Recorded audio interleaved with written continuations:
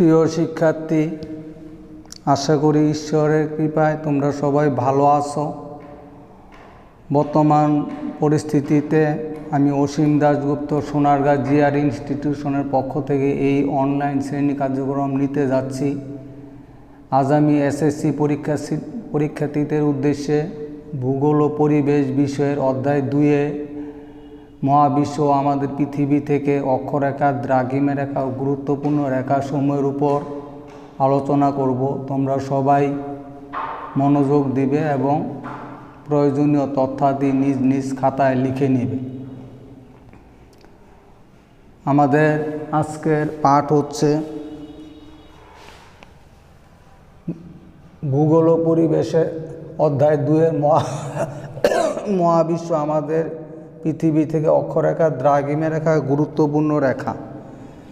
প্রথমে অক্ষরেখা ও দ্রাঘিমা রেখা কি? ভূগোলের একটি গুরুত্বপূর্ণ অধ্যায় হচ্ছে গাণিতিক ভূগোল। অক্ষরেখা, দ্রাঘিমা রেখা এই গাণিতিক ভূগোলের আলোচ্য বিষয় ও গুরুত্বপূর্ণ দিক। অক্ষরেখা, দ্রাঘিমা রেখা মূলত এমন কতগুলো কাল্পনিক রেখা যা পৃথিবীর মানচিত্রে কোনো স্থান নির্ণয়ের জন্য পূর্ব পশ্চিমে ও উত্তর দক্ষিণে অঙ্কন করা হয়।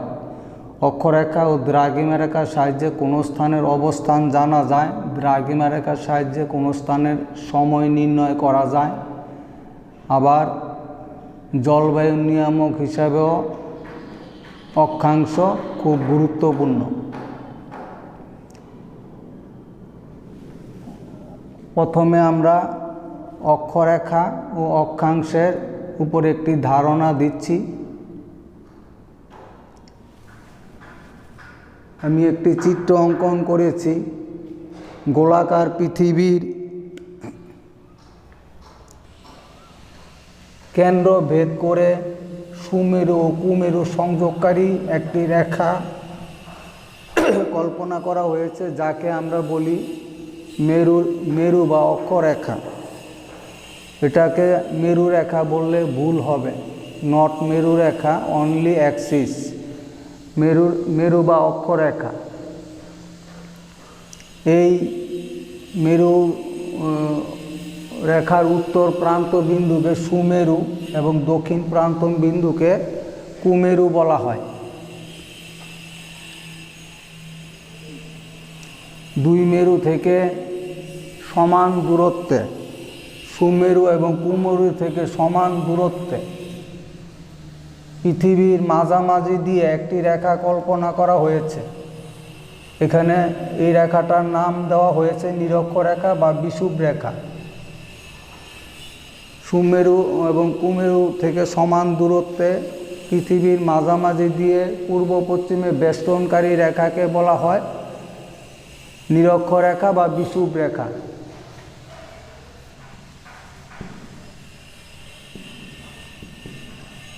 যাকে নিরক্ষরেখা বলা হয়, আবার তাকে বিষুব রেখা বলা হয়।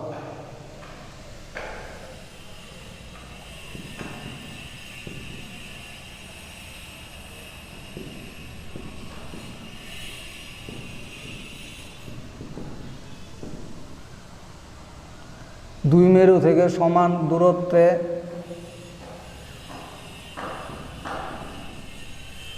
পৃথিবীর মাঝামাঝি দিয়ে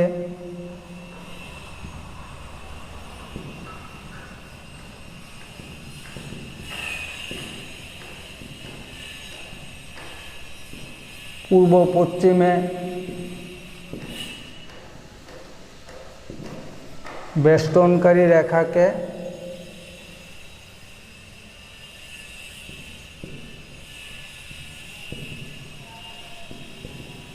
নিরক্ষরেখা বা বিষুব রেখা বলে।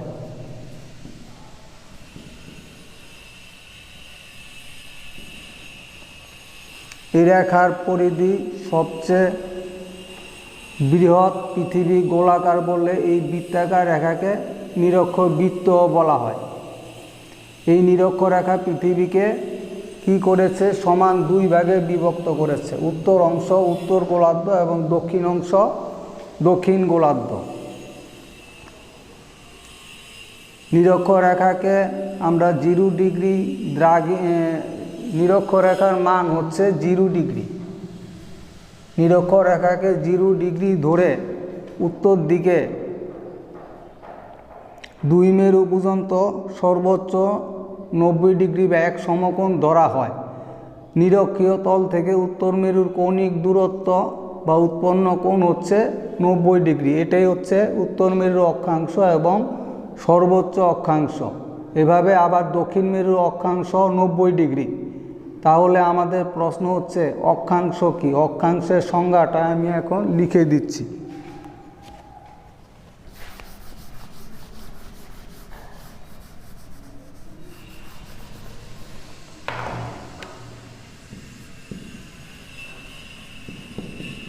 অক্ষাংশ কি?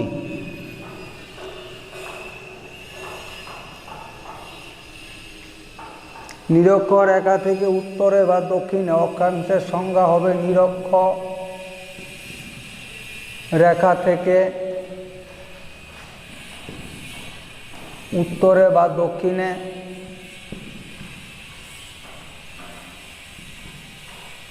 কোন স্থানের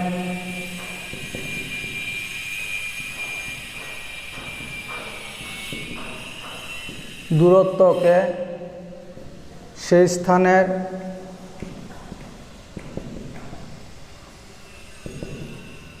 অক্ষাংশ বলা হয়।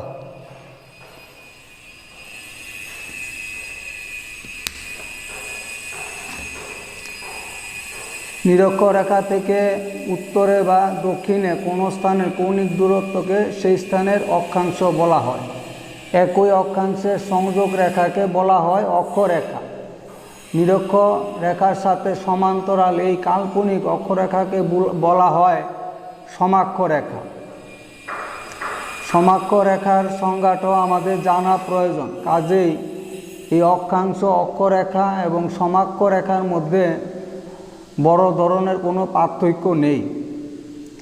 এবার আমরা আলোচনা করব অক্ষাংশ নির্ণয়। অক্ষাংশ কিভাবে নির্ণয় করা যায়?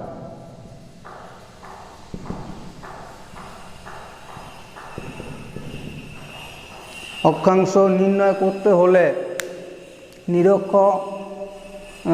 ভূপৃষ্ঠের কোনো স্থান থেকে পৃথিবীর কেন্দ্র পর্যন্ত, ভূপৃষ্ঠের যে কোনো স্থান থেকে পৃথিবীর কেন্দ্র পর্যন্ত যদি একটা সরল রেখা বা ব্যাসার্ধ টানা যায়, তাহলে ওই রেখা বা ব্যাসার্ধ দ্বারা নিরক্ষীয় তলের সঙ্গে যে কোণ তৈরি করবে সেই কোণই হবে ওই স্থানের অক্ষাংশ। নিরক্ষরেখার উত্তর দিকে অবস্থিত কোন স্থানের অক্ষাংশকে উত্তর অক্ষাংশ বলা হয়। তাহলে এই নিরক্ষীয় তলের সাথে কোনো স্থান থেকে পৃথিবীর কেন্দ্র পর্যন্ত যে কোণের তৈরি করবে এই কোণের দূরত্বই হবে ওই স্থানের অক্ষাংশ। তাহলে নিরক্ষরেখা থেকে উত্তর দিকে উত্তর অক্ষাংশ এবং দক্ষিণ দিকে দক্ষিণ অক্ষাংশ। নিরক্ষরেখা থেকে উত্তর দিকে উত্তর অক্ষাংশ এবং দক্ষিণ দিকে দক্ষিণ অক্ষাংশ।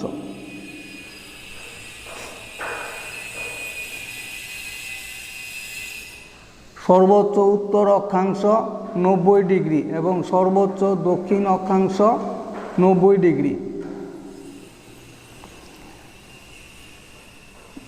নিরক্ষরেখার অক্ষাংশ 0 ডিগ্রি এবং নিরক্ষরেখা থেকে প্রত্যেক মেরুর কৌণিক দূরত্ব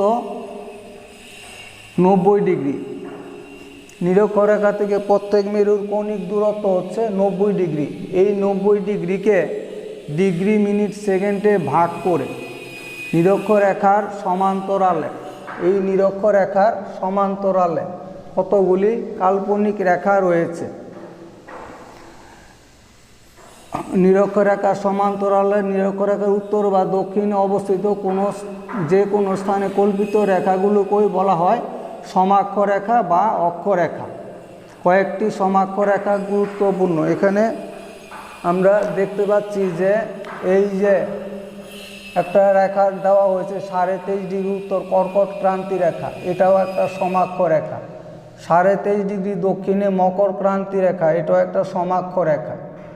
সুমেরুবৃত্ত ৬৬৫ ডিগ্রি উত্তর অক্ষাংশ, ৬৬৫ ডিগ্রি দক্ষিণ অক্ষাংশ কুমেরুবৃত্ত। এই কর্কটক্রান্তির উপর এই বাংলাদেশটি অবস্থিত। তাহলে এভাবে আমরা অক্ষাংশ নির্ণয় করতে পারি। এবার আমরা দ্রাঘিমা রেখা নিয়ে আলোচনা করব। দ্রাঘিমা রেখা কি? দ্রাঘিমা রেখার সংজ্ঞাটি আমি লিখে দিচ্ছি। দ্রাঘিমা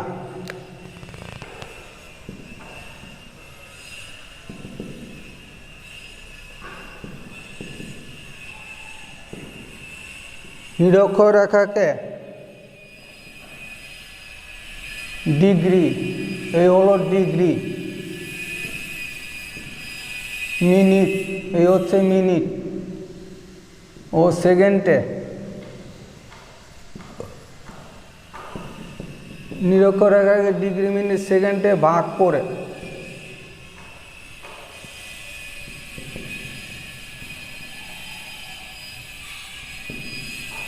প্রতি বিন্দু দিয়ে উত্তর দক্ষিণে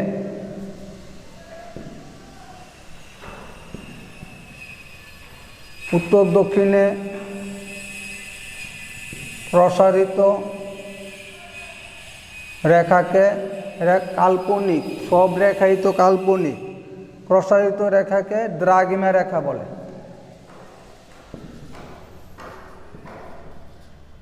তাহলে নিরক্ষরেখাকে ডিগ্রি মিনিট সেকেন্ডে ভাগ করে প্রতি বিন্দু দিয়ে উত্তর থেকে দক্ষিণে প্রসারিত এই রেখাটাকে বলা হয় দ্রাঘিমা রেখা।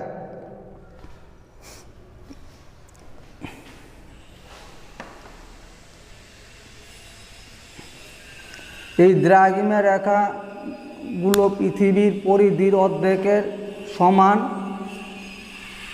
এবং একটি অর্ধবৃত্ত এবং নিরক্ষরেখাকে লম্বভাবে ছেদ করেছে। এবার আমরা দেখাবো মূল মধ্যরেখা। মূল মধ্যরেখাটা কি? যে কোনো একটি দ্রাঘিমা রেখা গুরুত্বপূর্ণ। দ্রাঘিমা রেখাকে মধ্যরেখাও বলা হয়। ধরি আমরা এই দ্রাঘিমা রেখাটার মান হলো 0 ডিগ্রি। এখন এই দ্রাঘিমা রেখাটা কোথায় রয়েছে? 0 ডিগ্রি দ্রাঘিমা রেখাটি কোথায় রয়েছে?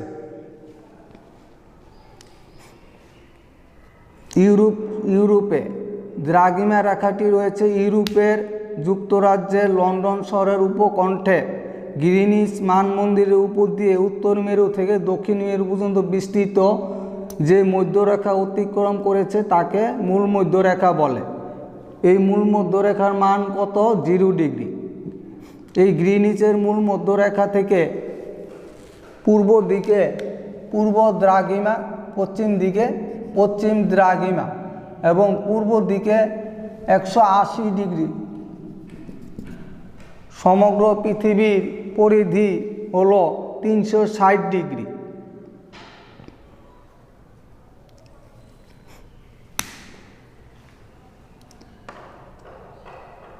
সমগ্র পৃথিবীর দ্বারা উৎপন্ন কোণ হচ্ছে 360 ডিগ্রি। মূল মধ্যরেখা থেকে এই 360 ডিগ্রিকে সমান 2 ভাগে ভাগ করা হয়েছে। 180 ডিগ্রি পূর্ব এবং 180 ডিগ্রি পশ্চিম। পূর্ব 180 ডিগ্রি পশ্চিম মূলত একই দ্রাঘিমা রেখা। এই দ্রাঘিমা রেখাটাকেই বলা হয় আন্তর্জাতিক তারিখ রেখা, যাকে ইন্টারন্যাশনাল ডেডলাইন হিসেবে আখ্যায়িত করা হয়, আন্তর্জাতিক তারিখ রেখা। আশা করি তোমরা সবাই এই অক্ষরেখা, দ্রাঘিমা রেখা এবং গুরুত্বপূর্ণ রেখার উপর সংক্ষিপ্ত পরিসরে আমরা যে আলোচনা করলাম তোমরা মোটামুটি বুঝতে পেরেছো। তোমরা বেশি বেশি বাসায় অনুশীলন করবে। ক্লাসটি হচ্ছে দ্বিতীয় সপ্তাহের। আমি হোমওয়ার্ক বা অ্যাসাইনমেন্ট দিয়ে দিচ্ছি। এই অ্যাসাইনমেন্ট জমা হবে 13 তারিখ শনিবার। অ্যাসাইনমেন্টের বিষয় সৌরজগতের চিত্র অঙ্কন, সৌরজগতের বিভিন্ন গ্রহের বর্ণনা। মহাবিশ্ব আমাদের পৃথিবী অধ্যায়ের বাকি অংশগুলো পূর্ব প্রস্তুতি হিসেবে দেওয়া হলো। সবাইকে শুভেচ্ছা জ্ঞাপন করে আজ এখানেই শেষ করছি। ভালো থেকো, সবাইকে অনেক অনেক ধন্যবাদ।